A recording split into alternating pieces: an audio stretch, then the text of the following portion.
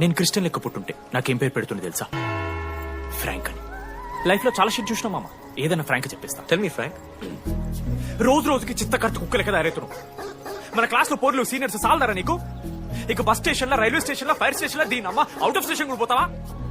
ఇదే కంటిన్యూ అయితే police station మీద పోలీస్ స్టేషన్ కేసేస్తారా? కుక్క, చిత్తకార్తి కుక్క. సరే, ఇదంతా అయిపోయింది